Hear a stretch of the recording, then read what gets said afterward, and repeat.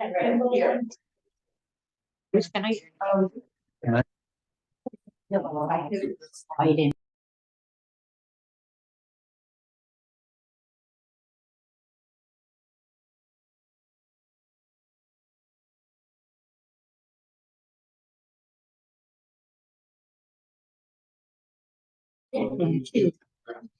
Okay.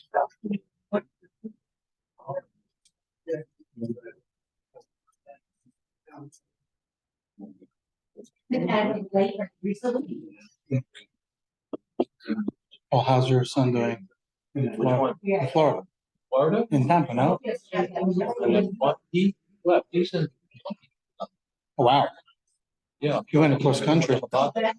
He's in Portland itself. There is a good. There's three of them. I know. Professionals. Yep. I know him.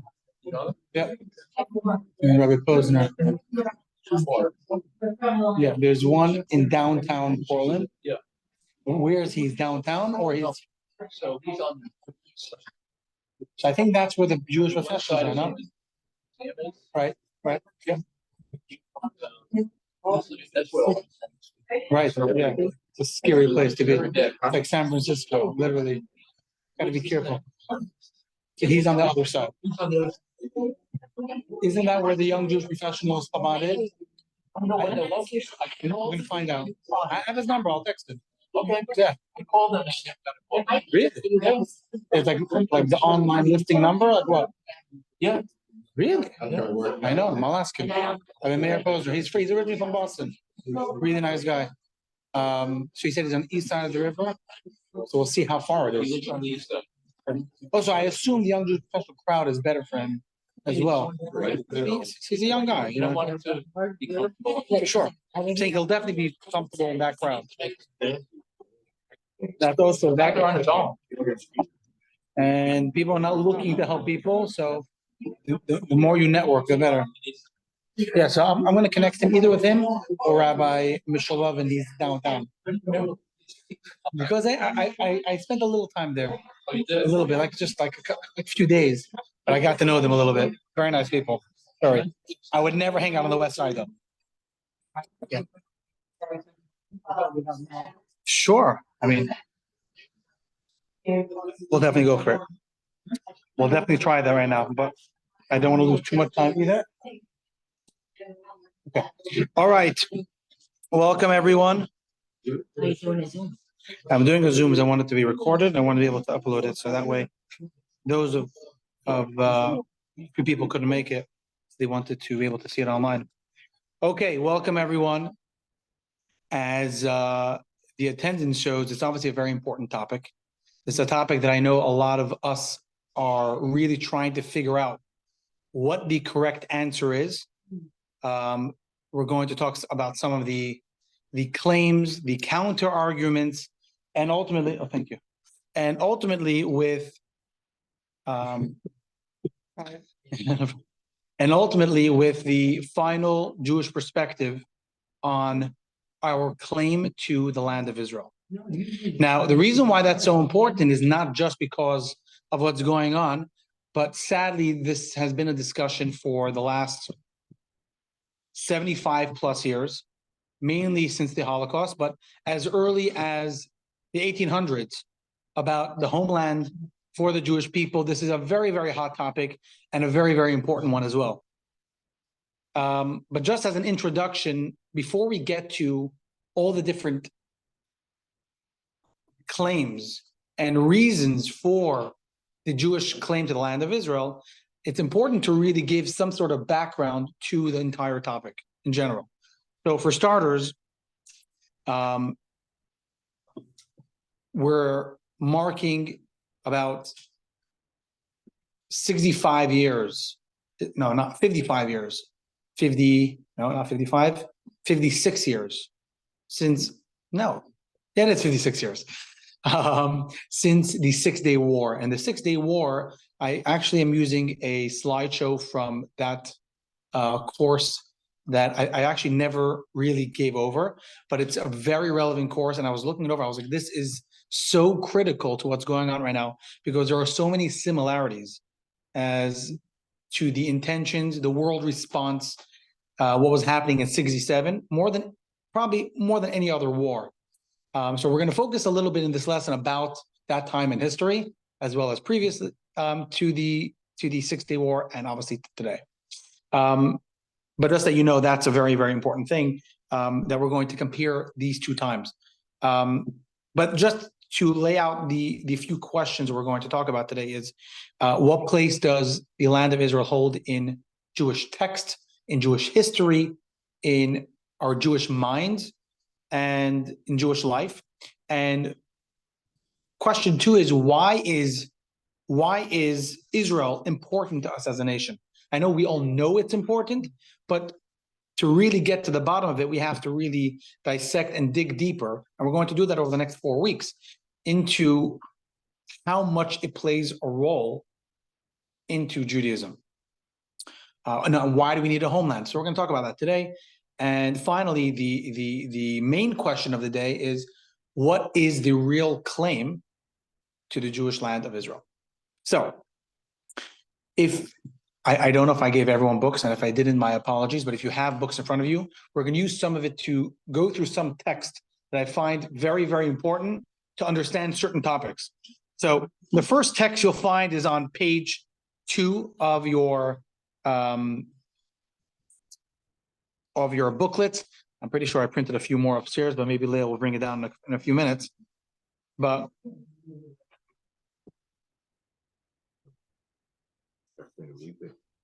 okay, if I remember, if I don't get too distracted, I'm going to try to play some slides behind me, but I may, if I fall too behind and you see that the slides behind me are totally off topic, you know that I forgot about the slideshow, so you can just remind me, and I have my handy thing here that can remotely move ahead.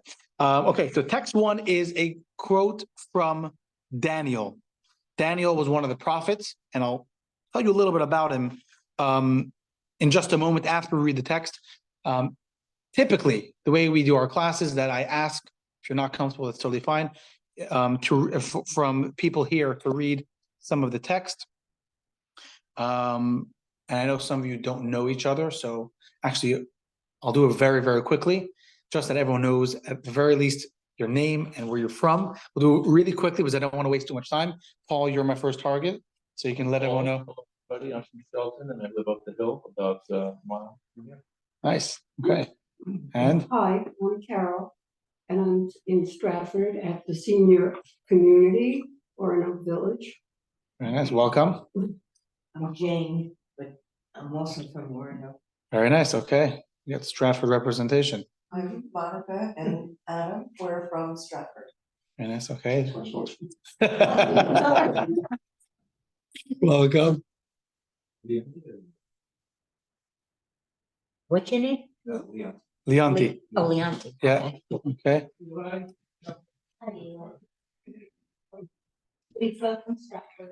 Okay. Bill from Shelton. Amy from Stratford, we used to live next door of them 15 years. Oh, wow. That's true. You were around the corner, really, from there. Okay. Mark from Shelton. Very nice. I'm Welcome. Sandy from Shelton. All right. San- Mark from Shelton. Fran from Shelton. Okay. And we have a lot of Stratford representation tonight. So, all right, there we go. Not that we don't have that many Stratford representations that often, so it's good. God willing, more often. So I'm gonna ask Fran, do you mind starting in text 1? You have one of them, right? Just out loud so people can hear. Upon learning that the decree had been written, Daniel went to his home, where the upstairs room was where windows open facing Jerusalem. 3 times a day, he kneeled and prayed and gave thanks to his God, just as he had done beforehand. So anyone know the story of Daniel and the lion's den? It's a relatively famous biblical story where Daniel, who was an advisor to Darius the Mede, I think that was his name, if I'm not making it up. Pretty sure he was a Persian emperor. And I apologize if I'm making up names. So if you know history better than me, I'm not offended. Please tell me. So I'm pretty sure he was a very, very, very close advisor to the emperor at the time. And the non-Jewish advisors were very jealous that a prophet, a Jewish prophet, was so close to the emperor. So they plotted to get him killed, and they convinced the emperor that that for the next 30 days, if anyone makes a request to their God in the presence or like in the palace, they will be executed. And Daniel was a prophet who was not going to give up praying to God. And as we see over here, he prays to God, and they throw him into a lion's den. And the miracle that happened was that all the lions actually kneeled down and they didn't touch him. They actually guarded him to make sure that he didn't get killed. Now, this is the story you find in the book of Daniel. Beautiful story. But what's interesting, a detail, the reason why we're talking about Daniel here tonight is because Daniel, one detail here is interesting. It says that he was in the upstairs room, the windows open facing Jerusalem. If you notice, if you've ever gone to any sort of service in any synagogue, makes no difference what denomination, it's irrelevant. We're always facing Jerusalem. When we set up a synagogue for the first time, it's a big deal. When you're a contractor, you have to kind of, figure out the room to always face Jerusalem. The Aron Kodesh, the Ark, is at the forefront, and that's facing Jerusalem. So in any synagogue, you're always going to find, if you're in America, you're always going to be facing east, right? If you're in China, you're facing west, always facing Jerusalem. Wherever you are today, with technological advances, they have on all the apps, where they have prayer books. Don't worry. I went ahead. Yeah. All the prayer books, they have a compass, right? Can you imagine a bunch of Orthodox Jews walking around with a compass? Why do you need a compass? You always have to know where to pray, which direction to pray towards. So we see that this is one of the first times that we see it in text, that in the book of Daniel and prophets, we see that we're always praying towards Jerusalem. This is even though the Jews were exiled at the time, they were not in Israel, and yet they were always praying towards Jerusalem. So this is a very, very important introduction. And as you'll see in text 2, 3, 3b, 3c, all of these texts, we mention Israel so often, you'll be shocked. Because if you're not reading it in English, or if you don't understand Hebrew, we mention 3 times a day during prayer. During the Amidah, we're always talking about about returning to Jerusalem. During the grace after meals, we're always talking about it. There are many different occasions in the Jewish life cycle. They're always doing something in honor and just trying to remember Israel. Who can think of a few examples in life cycle events? Next year in Israel. Next year in Jerusalem. So the end of the Seder and the end of Yom Kippur, and Adam, when you blew the shofar, what do we say right before you blew the shofar? L'shana haba b'Yerushalayim. Next year in Jerusalem. This is not a text that was made up recently. This is thousands of years, going back thousands of years. We're always talking about going back to Jerusalem. Always. The end of the Seder, next year in Jerusalem. How about another life cycle event?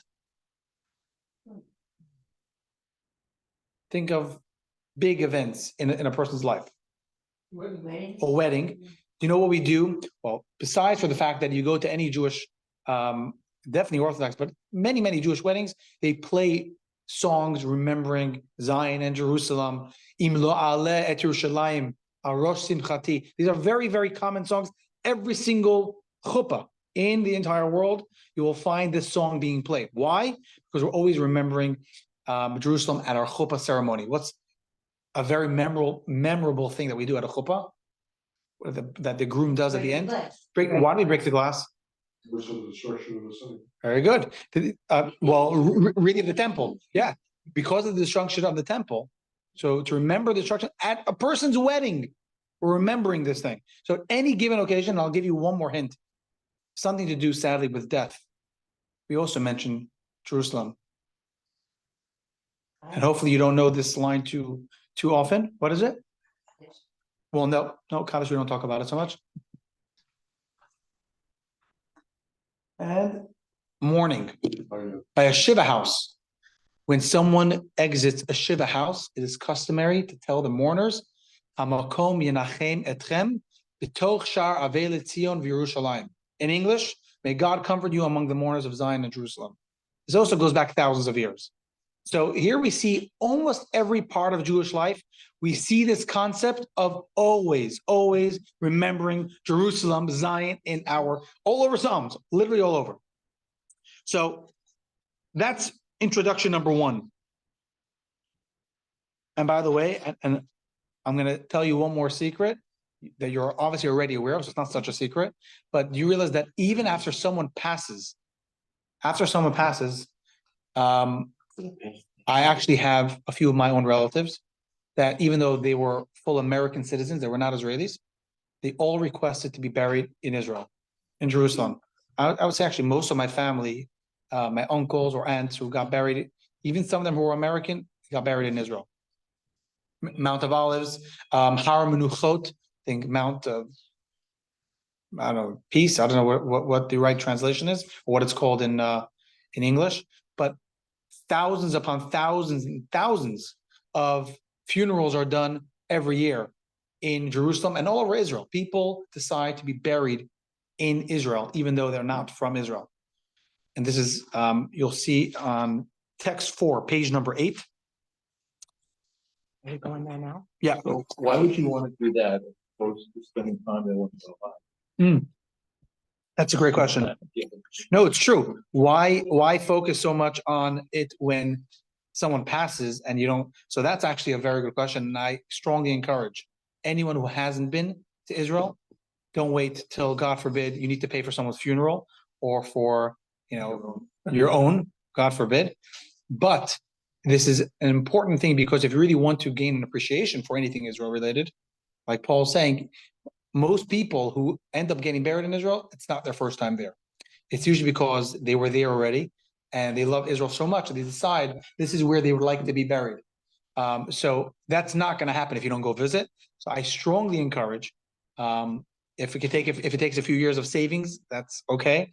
You don't have to go there today, but I strongly encourage everyone makes every effort possible to visit Israel at the very least. And not just that, but even the whole concept of Aliyah, making Aliyah to Israel, which has been happening for about 1800 years since the Jews were originally exiled from Israel. There are many instances since it was about 70 CE. 70 CE is just about 2,000 years ago, roughly, when the Second Temple was destroyed, and the Roman Emperor exiled all the Jews to Rome. That's why a lot of the temple vessels ended up where? The Vatican, right? How that happened because the Roman emperors were the ones who took everything. They made the Jews carry it. If you've ever been to Rome and you see the Arch of Titus, on there is engraved images of Jews carrying the vessels from the Holy Temple. And since that time, Jews have always been yearning to go back. Now, a very interesting fun fact that I'm sure comes up a lot, and it's funny how ironic it is we talk a lot, especially in the last 4 weeks, about Palestinians, right? Where does the name Palestine come from? Does anyone know? But who gave the name? When did that name start? Meaning, yes, you're right, that the name, exactly, the Romans. That time, because they wanted to mock the Jews, it was called Israel at the time. You go all over the text of anyone living at the time, it was Israel. It turned into Palestine after the Philistines, because the Philistines also lived in Israel at the time, and they did not like the Jews. They waged war. Philistines? They were a nation that lived in Israel, and they caused a lot of issues for the Jews living in Israel at the time. They waged war many, many times over. And the Romans, to mock the Jews being exiled from their land, they called the place Palestine, to erase it from memory, as if it never existed. So interestingly, the whole concept of Palestinians or Palestine really started from when the Jews left and were exiled from Israel. So just a fun fact. But not just that. I want to add another layer, is that even when Jews were exiled, if you go to, I would say, the vast majority of ancient synagogues around the world, how many of you have been to beautiful synagogues in Italy and France and all these gorgeous, gorgeous synagogues? You know something interesting about these synagogues? Besides the architecture, something interesting, all of them have Israel stuff in that synagogue. All of them have paintings and stained glass windows and God knows what, beautiful, beautiful art. I was with Leah a few years ago in Rome, gorgeous synagogue, and you see it all over the place. There are synagogue after synagogue after synagogue, literally always have something to do with the Western Wall, with the Hebron Ma'arat HaMachpelah, where our forefathers and our mothers are buried, or something to do with the tomb of Rachel in Bethlehem. There's something connected to Israel in nearly every synagogue, embedded within the synagogue. And we see many instances of people trying to make Aliyah. Aliyah is not a recent development. It's not just since 1948 when the state of Israel, modern day Israel, was founded, but actually this has been going on for hundreds and hundreds and hundreds of years. Jews, albeit, pretty slowly, because a lot of times throughout history, it was not a very good place for Israel, for Jews to be. They were the extreme minority. And in general, there were a couple hundred years that the land was neglected. There were many different reasons why people did not go back and live there full time, but it's definitely something that has always been at the forefront of everything we do. Now, this is the long way of saying, or maybe even the short way of saying, that for anyone to ever claim that Judaism's connection to Israel only began in the last 75 to 100 or even a couple hundred years is beyond ludicrous, because it's literally littered, all of the text littered with references to Jerusalem. A lot of the customs, as we just discussed, are connected to Israel and Jerusalem. Okay, so now that we got past that, and this is not a very positive chart to look at, but you can look at your book on page, I think it's 9 and 10. Is it 8? I think it's like the figure. Was text. No. This? No. No, it's not. By the way, I take it back. It's not in there. My bad. It's only in mine. So my apologies. It's text. Is it text 4? Gosh, I'm missing a page. Where's So it happens. text 4? Is it text 4? We just talked about. Yes. Four. Is that crazy? You want my book? No. I see it here. Okay. So before we get into the actual claims to the land of Israel, I want to watch on our screens over here a relatively short 8-minute clip, the prelude to the 6-Day War. And we're going to discuss how it's relevant to today as well. These are just different images of Aliyah that was made throughout the years.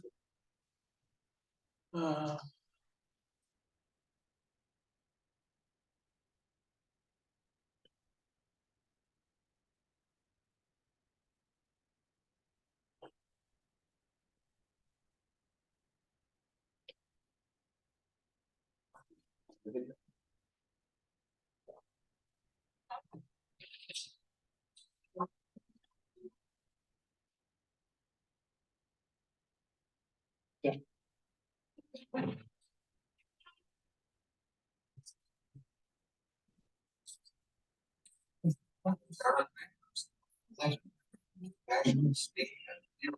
Of Israel's military. Days of rage and humiliation, coming up from hostilities.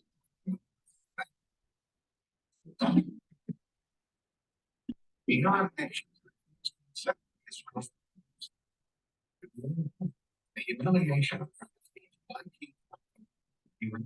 only by soaking the Holy Land in blood of its Jewish inhabitants. In the months before June 1966, calls for Israel's military swelled into a hysterical battlefield.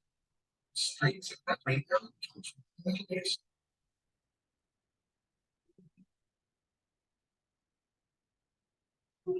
Egyptian president Gamal Abdel Nasser stood at the heart of this incitement.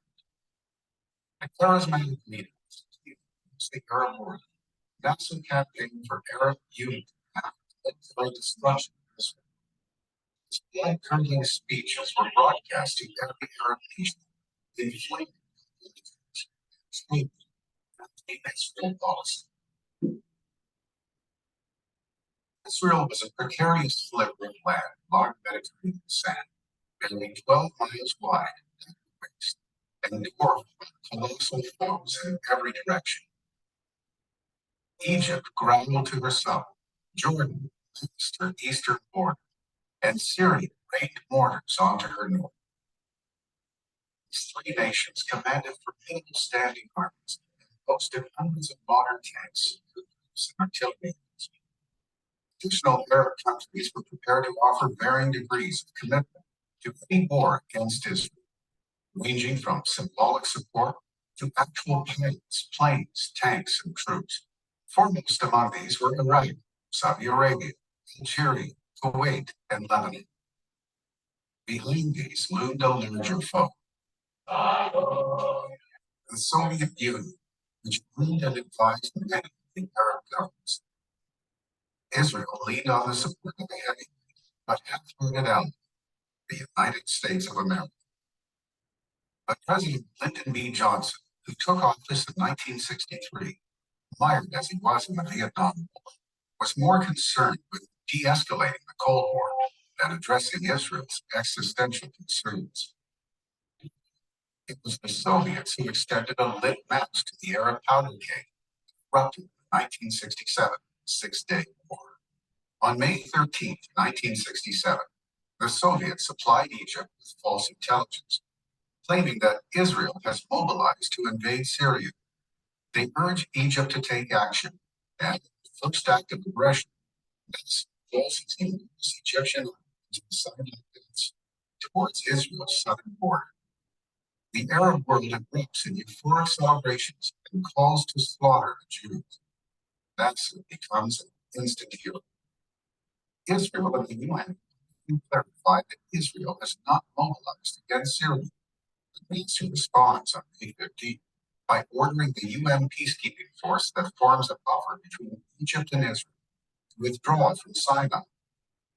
Israel's government is thrown into panic. UN Secretary General U Thant unilaterally orders his peacekeepers to comply with Nasser's demand. On May 19th, to Israel's horror and to the world's astonishment, the UN emergency force vanishes, leaving Israel exposed to a vast Egyptian force that would swell in just 3 days to some 80,000 troops and 600 tanks. Israel orders a large-scale mobilization of its army reserves and issues a stern warning that should Egypt close the Straits of Tiran to Israeli shipping, Israel will consider it an act of war and react accordingly. Meanwhile, the Arab world escalates its rhetoric. On May 18th, Cairo Radio broadcast the following message. Every one of the 100 million Arabs has been living for the past 19 years on one oath, to live to see the day Israel is liquidated. There is no life, no peace, nor hope for the gangs of Zionism to remain in the occupied land. As of today, there no longer exists the UN International Emergency Force to protect Israel. The sole method we shall apply against Israel is a total war, which will result in the extermination of Zionist existence. On May 20th, Syria's defense minister, Hafez Assad, declares, Our forces are now entirely ready, not only to repulse any aggression, but to initiate the act ourselves, and to explode the Zionist presence in the Arab homeland of Palestine. The Syrian army, with its finger on the trigger, is united. I believe that the time has come to begin a battle of annihilation. May 23rd, Egypt blockaded the Straits of Tiran to Israeli shipping in an act of war under international law. Israel's oil supply is now cut off. No nation has rallied to Israel's cause. Meir Amit, head of the Israeli Mossad, later recalled the tense days before the outbreak of the war. In the middle of the night, I received a visit from the CIA representative in Israel, who said to me, if you shoot first, you will stand alone in this battle. Israel's military, intelligence, and civil leadership anticipate the worst. With Israeli men drafted into the army, the economy falters. Life grinds to a standstill. Students, housewives, and children dig trenches, build shelters, volunteer for essential services. Anticipating record loss of life, Israel designates parks as mass cemeteries. A spirit of despair settles over the country's 2 million Jews.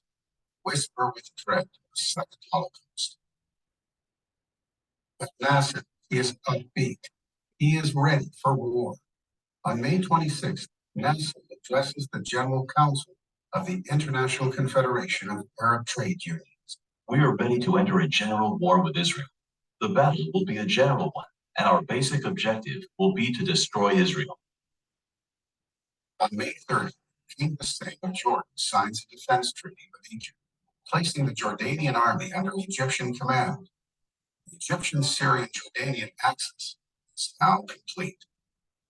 Ahmed Shakir, chairman of the PLO in Jordanian Jerusalem, is asked in the June 1st news interview, what will happen to the Israelis if there is a war? His response, Those who survive will remain in Palestine. I estimate that none of them will survive. the Arab military buildup continues. Egypt has 100,000 troops, 930 tanks inside, and another 110,000 soldiers and 450 combat aircraft. Syria has 63,000 troops, and Jordan 55,000. Israel's mostly civilian army is absurdly outnumbered in manpower, weaponry, planes, tanks, and artillery. Slightly more than 2 decades after the Holocaust, and literally 20 years after the nation's resolution that authorized the Jewish people to create a state in their ancient homeland, the world had turned its back on the Jewish state and its population of survivors. So in response to the Arab claim that the Jewish people interlopers in their own land and have no right to the land of Israel. Okay. I know that doesn't show the,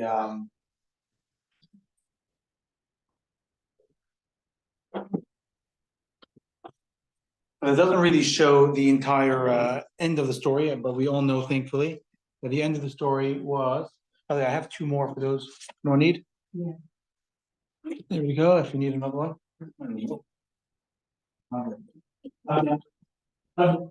Anyone have any idea why? As you can tell, this was 7 years ago, 6, 7 years ago. What hasn't changed since 1967? No. What hasn't changed? Yeah. That looked like as if I could have seen that on the internet. Right. Yeah. So what hasn't changed, even though the war is Yeah.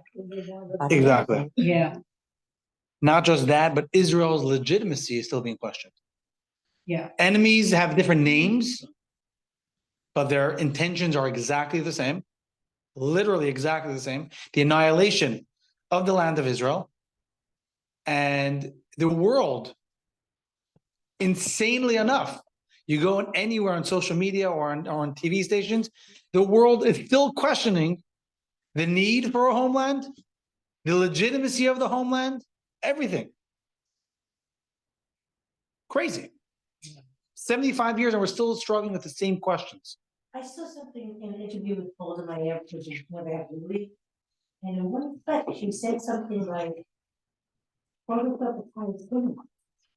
Correct, because we are Palestinians. Because Palestine is a name that was invented about 1900 years ago. And the truth is we're all Palestinian. Saying in our ancestry, we're all Palestinian. And Palestinian means Israeli. There's no real distinction. Today, Palestinian took on a new form. That's not really what Palestinian is. So I don't want to get into the political demographics. It's too complex and it's not going to get us anywhere to discuss, the ironies and the contradictions and the hypocrisy, because and it's really not going to really help us understand anything better. It's just going to debunk a lot of the myths, but it's not really going to help. What I think is the important question is, when the world starts doubting the legitimacy to our claim to the land of Israel, it starts getting into our heads as well.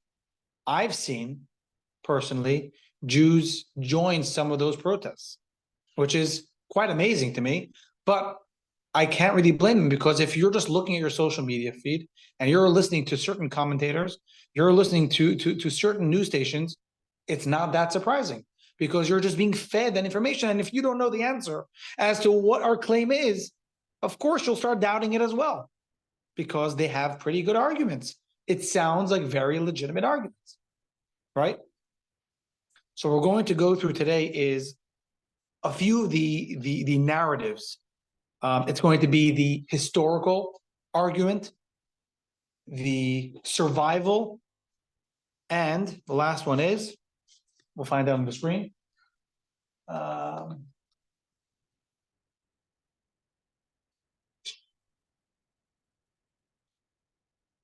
Historical international law, also a very important one, as well as Jewish survival. Okay, now I'm going to go. What? Go ahead. Even since before the Euro established, it was the objection from the Orthodox group. Correct. And sadly enough, there's a very fringe, you have a good analogy would be, because I actually just got a video this morning, and someone sent it to me, and people have asked me about this in the past, so I just want to clear it up. You have some Orthodox Jews, or I don't like giving them a platform, so I don't want to spend time really talking about them, but they are totally banned from all Orthodox life, and they're isolated. They have their own opinions about Zionism. They were very against it from day one, and they're still against it till today, and they're still joining the protests. It's a group called Neturei Karta, but extremely, a perfect analogy would be is like if you have one coin in a box, the minority voices make a lot of noise, right? It's like a coin in a box. It could be one, but because it's one, it makes a lot of noise. So I totally ignore it. There's nobody, I mean, 99.99% of Orthodox traditional Judaism does not support that at all. So just to clear that up. But you're right, there was some opposition to that back then, and it's a fringe minority. So just in case that comes up, you should always know that. Because people say, what do you mean? Look at the protest. I see a guy with a black hat and a black coat at the protest against Israel.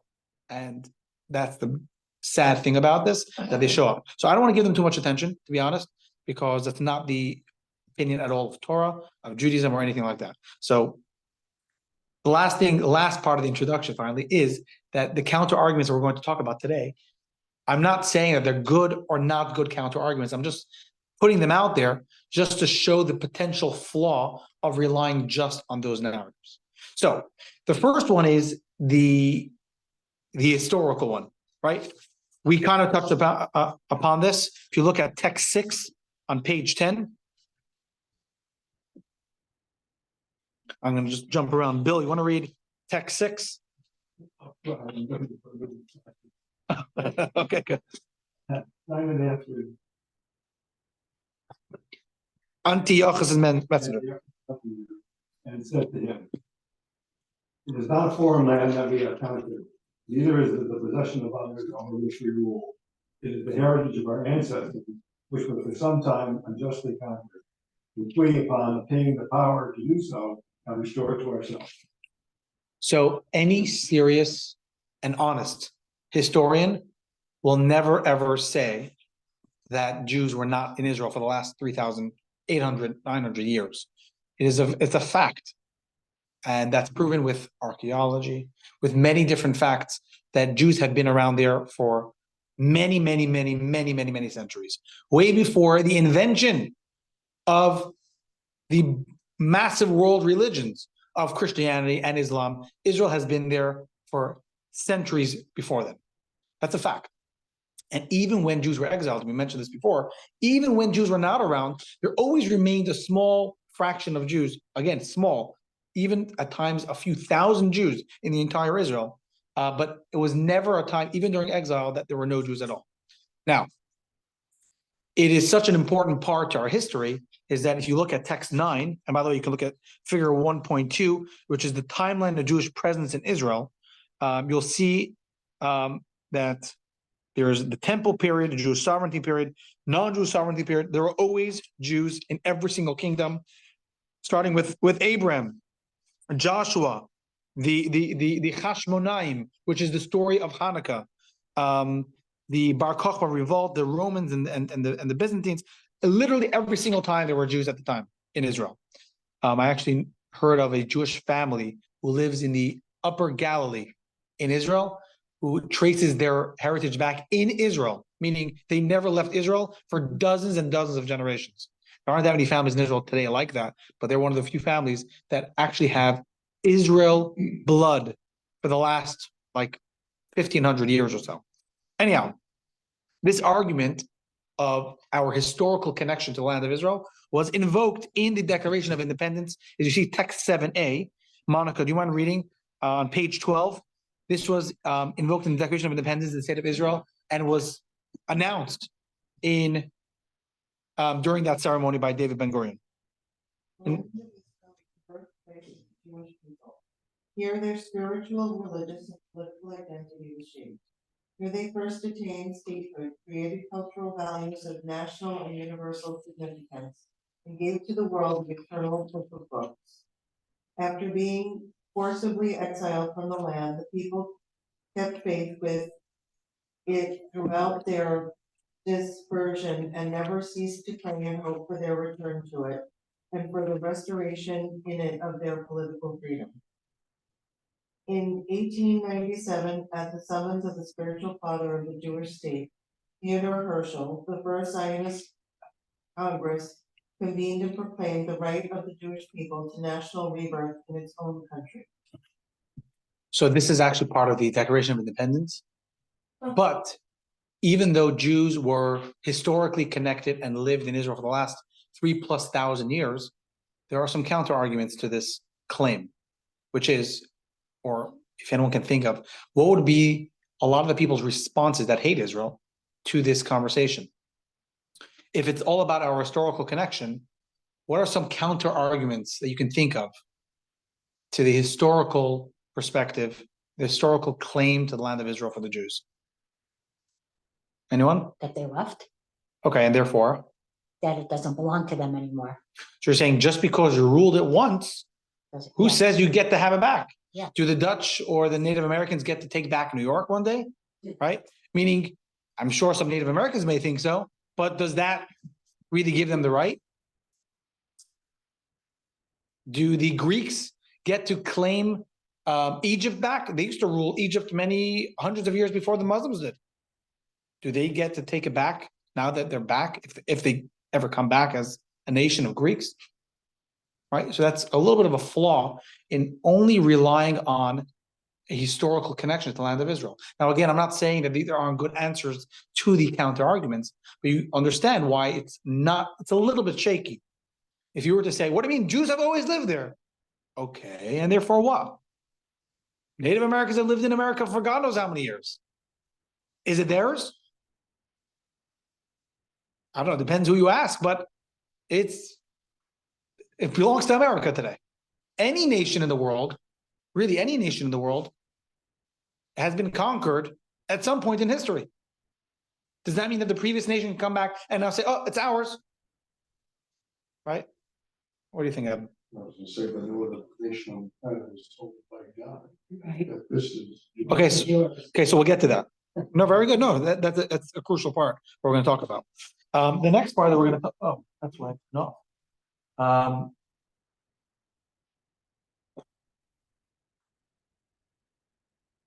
want to talk about international law. Jews are great lawyers, as we know.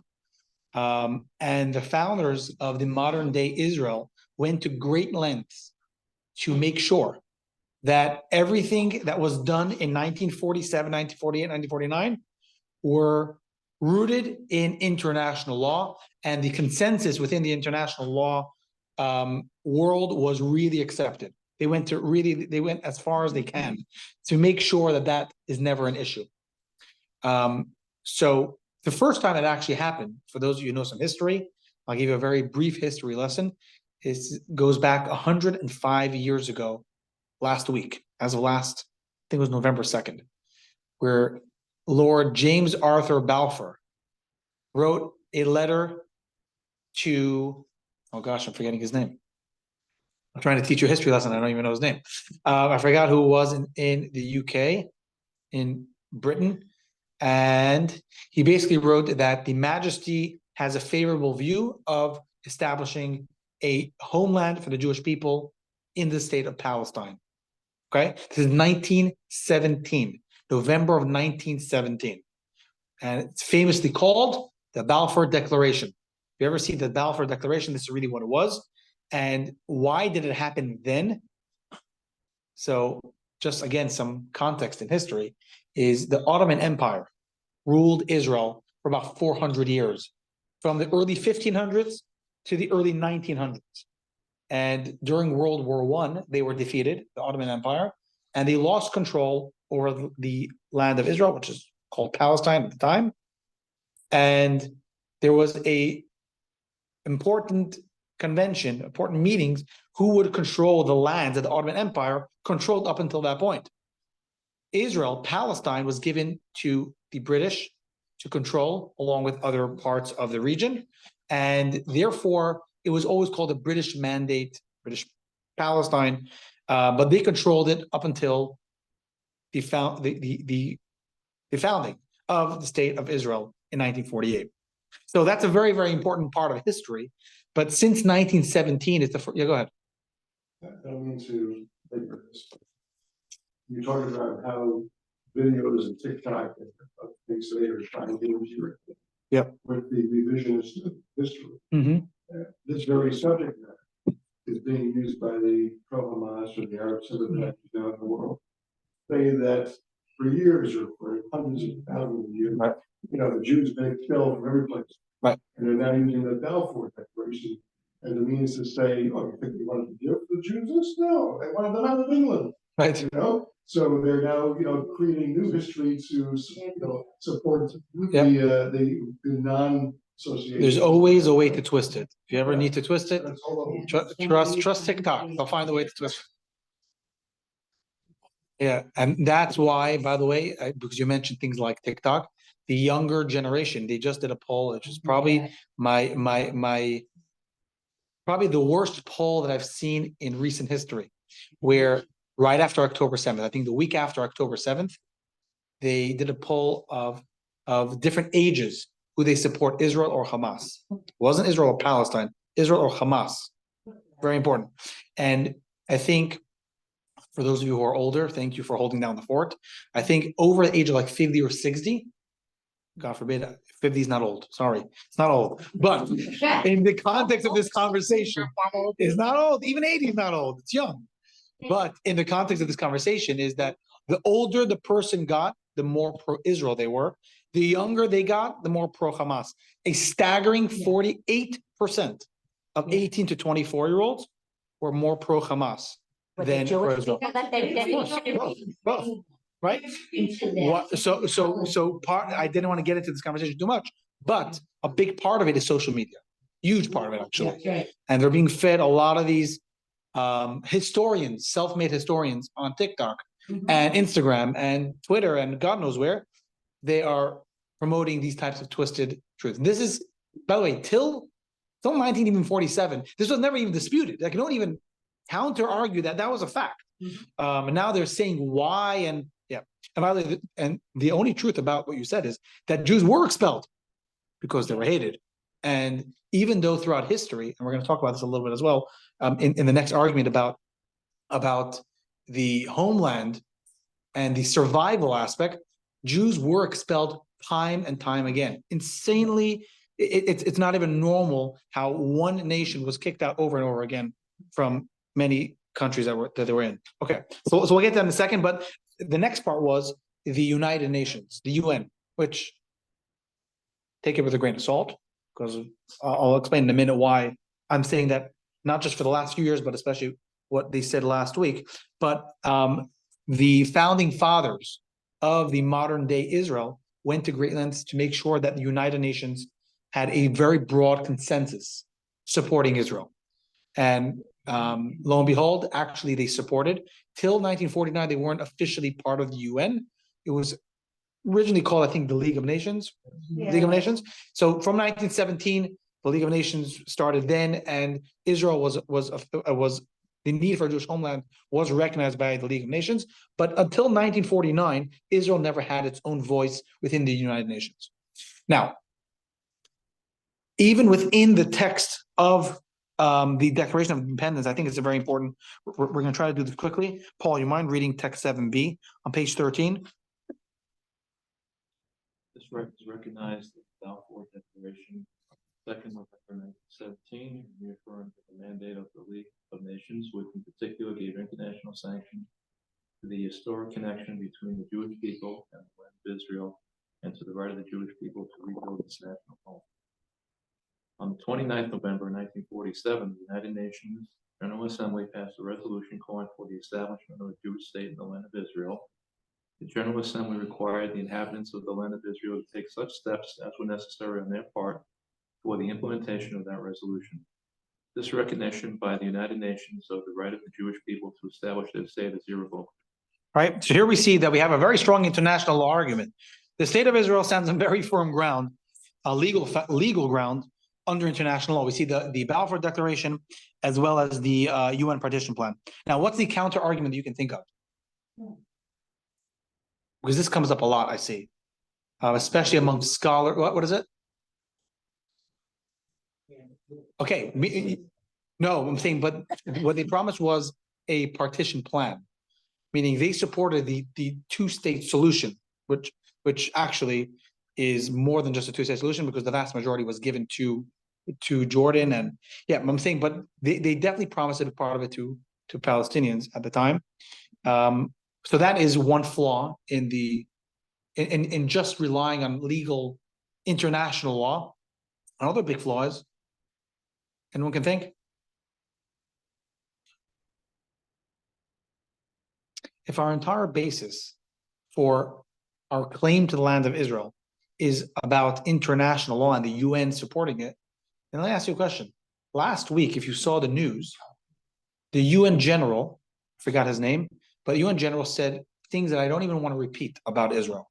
Now, putting that aside, what's if, and it's not even so far-fetched, what's if the UN tomorrow puts up a vote and strips Israel of its right to the land of Israel? If your entire basis is about international law, then you lost your argument tomorrow. And it could happen.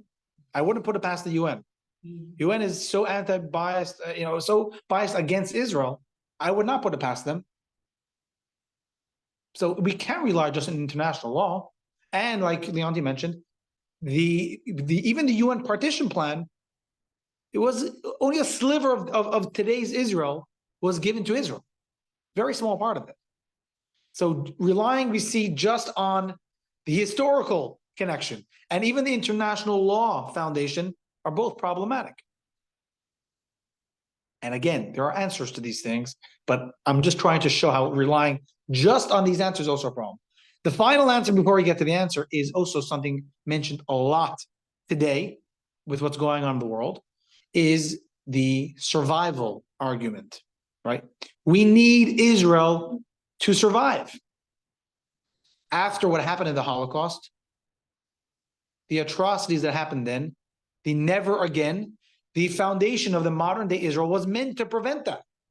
That we can have our own army, we can have our own protection, our own laws, we can do things that no one will persecute us, we will have our own land.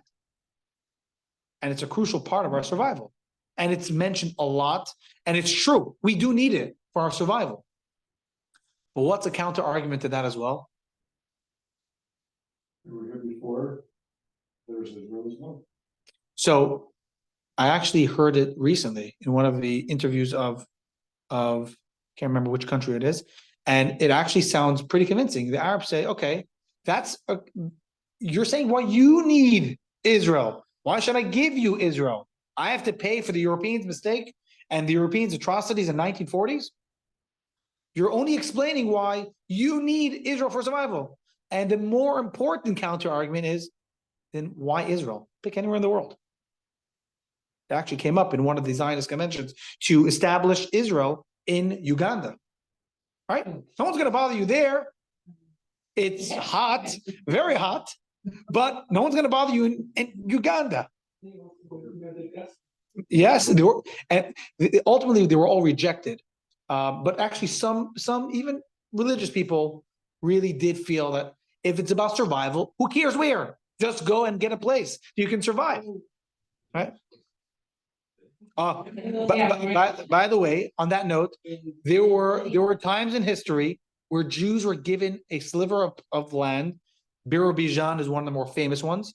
I can't remember what years it was, but Birobidzhan had about 30 or 40,000 Jews living there, and they were given that entire thing because the way Stalin wanted it set up was that different nationalities, different ethnicities can have their own, slivers of land within the Soviet Union. Birobidzhan is a great example of that, right? So the question is relying on the survival argument also enough? The answer is no. And I'll even mention one more thing that I heard recently, which actually is a good question, even though I strongly disagree.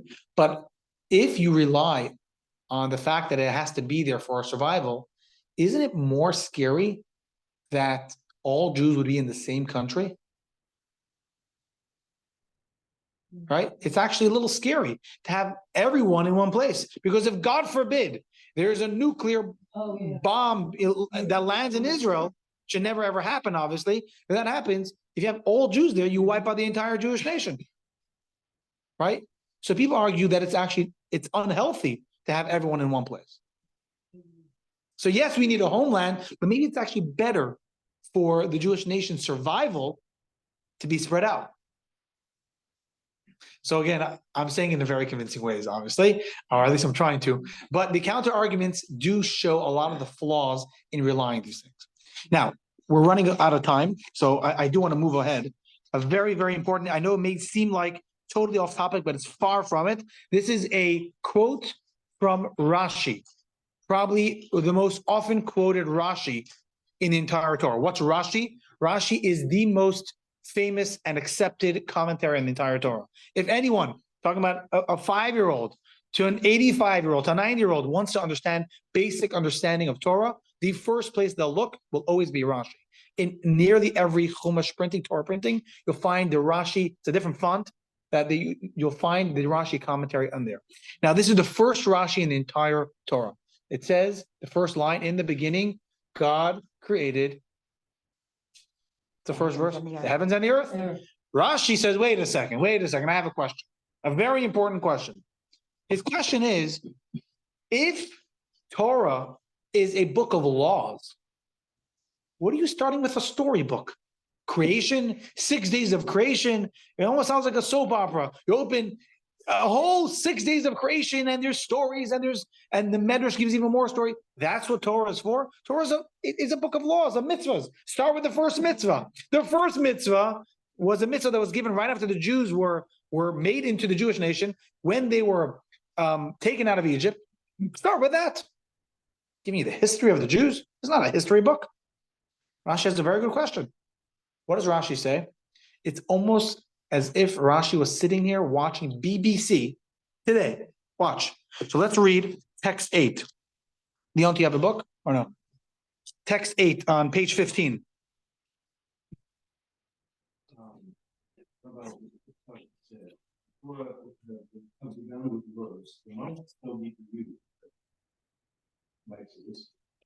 First people why then did calculated more than the just as it works, given the inheritance of nations. The nations of the world will say to Israel, you are thieves for having conquered the land of the seven nations. Israel will reply, the entire world is God's. He created it and granted it to whoever he desired. It's his will to give it to the seven nations, and it was his will to take it from them to us. This is written over 1,000 years ago. And Rashi, I'm telling you, it's literally as if he's watching what's going on in the world today. And he says it's going to come a time. The Jews will be in Israel. And the world will say, you are thieves. It is not your land. And God is saying, you know what the Torah says? Bereshis bara Elokim et hashamayim ve'et haaretz. In the beginning, God created the heaven and the earth, and He gets to decide which part of the earth goes to who. This is the first Rashi, written over 1,000 years ago. That's why the Torah starts with this story of creation to say, God is essentially saying, I created the world, I get to decide who lives where. Okay, I got a question about that. Go for it. I don't know much about the Arab world, but do they believe in the same creation that we do believe in? Yes. Okay, In general, every major religion without Judaism is not a religion. The Old Testament, as it's called, cannot exist, and their New Testaments or the Quran cannot exist without the Torah. So okay, if they don't believe in Torah, they're essentially not believing in their own religion. So any honest Christian or Muslim, and I'm picking on those two, but there are others, they truly believe in, again, there's different interpretations about certain things, about certain verses in the Torah and words of the Torah, but in the concept of the God creating the world, 6 days of creation, this is a very basic concept that anyone believes in. Correct. Correct. Yes. So there's a lot of things that they believe in that is actually ironic, and we'll conclude with that in just a few moments. But Rashi basically explains why does Torah start off with the whole story of creation? Is to tell us this: God is saying it's my world. I created it. I get to decide, and I'm giving the land of Israel to the Jews. Where does He say that? The entire book of Genesis and Exodus. Countless times, and you'll see it over here on the screen, where God makes a covenant with Abraham, and He promises him that his descendants, not from Ishmael, his descendants through Isaac, will eventually move to the land of Canaan, the land of Israel, it will be called, and they will be the sole owners of that land. Over and over and over again. There's about 6 times that, and exactly, we just spoke about it last week, the burning bush as well. In the crash course of Jewish history, we're talking about Moses. In the burning bush as well, God tells Moses, the land of Israel, you'll eventually, I mean, even though Moses didn't end up making it to Israel for other reasons, but He tells Moses, you're going to take them out of Egypt, and we're going to bring them to Israel because they are the ones who are entitled to the land of Israel. Yep. So we see over here that what is our ultimate claim? God, straight up. No other argument is ever going to win an argument. Unless you're extremely well versed, you can debunk a lot of the arguments, but it'll always boil down to that. Not just that, the book of mitzvos, a lot of the mitzvos, you know that there are 613 mitzvos. A lot of the mitzvos cannot be performed outside of Israel. Really? Yep. Yep. So if you're thinking of taking on all 613, if you live in Stratford, Connecticut, you don't have to perform the vast majority of them. Correct. Correct. Exactly. You make a sacrifice. A lot of the mitzvahs, I would say 70 to 80% of the mitzvahs are not applicable today. If we don't have a temple, you're not in Israel, they're not applicable. What's one thing that actually till today is only in Israel, not in America? A mitzvah every 7 years. oh, with the land. Shemitah, the sabbatical year, Yeah, every 7, where they don't farm the land. We don't farm the land. Yes, that's something that only exists in Israel. Only in Israel. There's dozens of these mitzvahs, dozens. I mean, dozens. So, no, it was last. Right. Yeah, yes, every 7 years. So it was in 2021. 21, 22. But what? Why only in Israel? Wait a second. Is your question why is it only in Israel? No, what is the mitzvah? What is the mitzvah? Yeah. Okay, so I'll send you a few things you can read up and we'll talk about it next time. But I just want to get to the point. But the real question is why only in Israel? Why does the mitzvah only exist in Israel? And the better question, even better than They that, have to have the land get gain back fertilization and stuff like that, so it could but grow. I'm saying I'm pretty sure America can use that as well. Meaning, why not? Why is it only applicable to Israel? Right, I'm saying, but why does Torah believe that's important? Besides taking a rest and detoxing and resetting, there's all important aspects to the mitzvah. But why are certain mitzvahs connected to the land of Israel? If we're Jews, we all live in America, let us observe a mitzvah here. Yeah. Okay, so you're touching upon something, and this is the final point, which is why do it seems a little funny. What is probably the most famous title given to the Jews is the people of the book. People of the book. There's a reason why many Jews have won insane amount of Nobel Peace Prizes for their literature and for their invention, many different things, because we study a lot. We believe in studying a lot and thinking out of the box. We're people of the book. And it seems a little funny that as Jews, we would care about a physical piece of land. Like, why do we care? A piece of land? You can go anywhere. As long as you're studying, as long as you're doing good things, why do we care about a specific piece of land? It seems so against about like our DNA. We don't typically care about physical things. Spiritual, lofty endeavors, that's more up our alley. But a physical piece of land, it's just not our thing. But God deemed it, it's Right? I'm thinking, but why? Why? So let's get to the bottom of it. Why? Why should we care about a piece of land? It's God. So I'll tell you why. So I'll tell you why. Yeah, tell us. Fran is waiting. Come on, Robbie, just tell me already. So the answer is because why did Hashem create the world in the first place?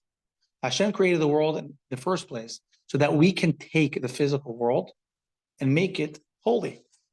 Now, holy, just an example, is not necessarily, filling up this room with a huge Torah scroll. That's not necessarily what holy means.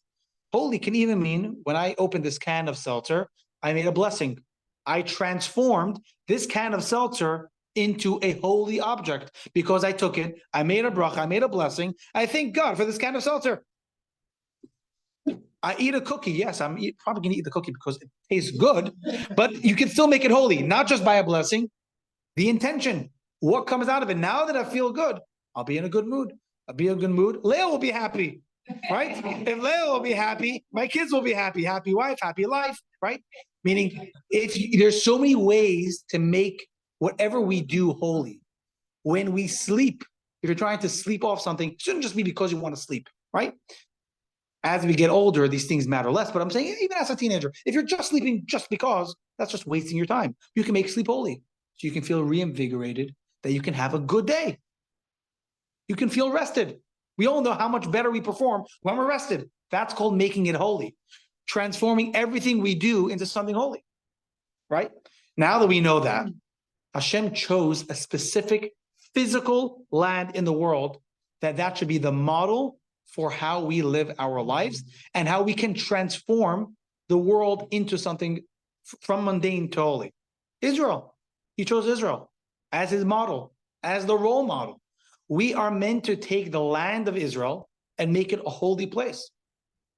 Desecrating Israel is worse than desecrating any piece of land in the world because you're literally just scratching on God's divine mission to us out of the whole world. There's no worse place to do it. And there's no better place to reveal godliness to the world from than Israel. Israel is our homeland. Why? Because God deemed it so, and he wanted a physical space that we can use that to transform the entire land. So to answer the question, what is our claim to the land of Israel? Yes, we have an historical connection, and you can never take that away from us. We have an international law backing us, and you can never take that away from us as well. And even if we do, we'll find other good Jewish lawyers to help us out there. And we have our survival. We need Israel to survive, right? Yeah. I think that, sorry, I'll actually get back to that in a second. But ultimately, the real answer is because God decided. God created the world, and he decided. Rabbi Jonathan Sachs, if you ever heard his name, he's the former, is the late former chief rabbi of the UK.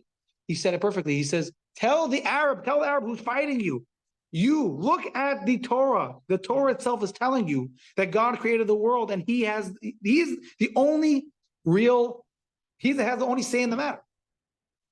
We're not fighting, a bunch of atheists. We're fighting people who actually care about the word of God. Granted, they take it to an extreme and saying that you can't talk to them. But really, our arguments are people who believe in the book. We shouldn't be using the law argument, the historical connection. The book tells you that it belongs to us. You want to talk about how to live together peacefully, That we're gonna have a separate lesson on, and actually Adam is gonna give us a short presentation on lesson 3 about how is it possible to ever have peace in the Middle East, right? It sounds like a dream come true, but there are many, many ways that we'll talk about many different angles that I think it's important to talk about that as well. But our claim is a God-given land to the Jews. There's no conversation past that. So, just going back for a second, because I want to conclude with that, is the survival of the homeland is a very, very important thing, a very important conversation to have. But it's very interesting to see that I've never seen the outpouring of support from Jews, ever. I'm young, I'm only 30. So I haven't seen a lot of Israel, but even from what I've heard from people much older than me, exactly.